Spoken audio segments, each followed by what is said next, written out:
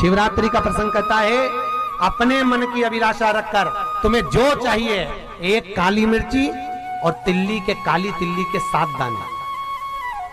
एक काली मिर्ची और काली तिल्ली के कितने दाने?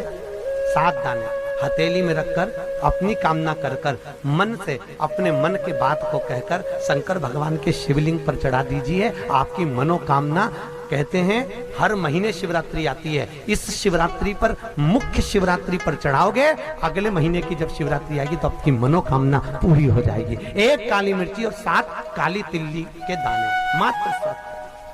महाराज, जिसके घर में क्लेश रहता हो, बहुत ज्यादा लड़ाई झगड़े हो रहे हैं, सास बहू के झगड़े, ना बहू कुछ सुनने को तैयार ना सास सुनने को तैयार, और घर में बेचारे पुरुषों की आफत, यहाँ भाई भाई झगड़ रहे हो, सास बहुएं झगड़ रही हो, कुछ मत करिए।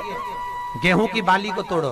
गेहूं की बाली जानते हो ना, जिसमें आप लोग तो गेहूं की बाली को तोड़ना है, और बाली 7 बाली तोड़कर अपने घर में घुमाकर अपने घर का नाम और गोत्र बोलकर उसको शंकर को समर्पित कर दीजिए। जिंदगी में कभी सास बहू का झगड़ा नहीं होगा। हमारे शिवरात्रि के दिन उसको समर्पित करिए, आपके घर में कभी क्लेश नहीं बच सकता। और शिवरात्रि के दिन रात्रि को 12 बजे शंकर भगवान पर एक धतूरा चढ़ा दो। क्या चढ़ाना है? जम के बोलिए जरा। धतूरा। ये शंकर भगवान को धतूरा चढ़ा दो। 12 बजे रात्रि को शिव जी पे धतूरा चढ़ाओ, आधे घंटे तक धतूरा चढ़े रहने दो, और आप श्री शिवाय नमस्तुभ्यम का जाप करो। जिस शंकर जी पे धतूरा चढ़ाए उस मंदिर के बाहर बैठकर कौन सा मंत्र जपना है? श्री शिवाय नमस्तुभ्यम। फिर से बोलो, श्री शिवाय नमस्तुभ्यम। धतूरा चढ़ाकर श्री शिवाय नमस्तुभ्यम का स्मरण करिए।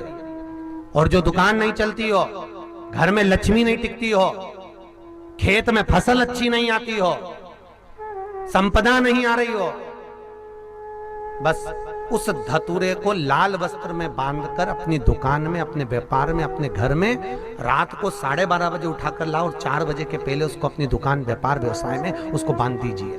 और अगर जो जमीन फसल सही नहीं दे रही हो, उस जमीन में ले जाकर गाड़ दीजिए। आपको जीवन में कभी तकलीफ नहीं भोगना पड़ेगी, लक्ष्मी बढ़ती चली जाएगी, महाराज, संपदा बढ़ेगी।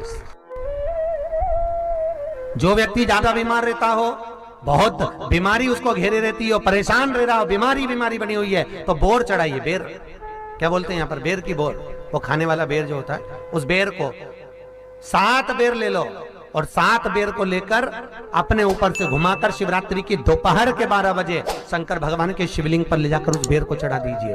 आपका रोग, आपकी बीमारी मात्र 3 महीने के अंदर समाप्त हो जाए। शिवरात्रि के दिन बेर चढ़ाने का बड़ा महत्व है।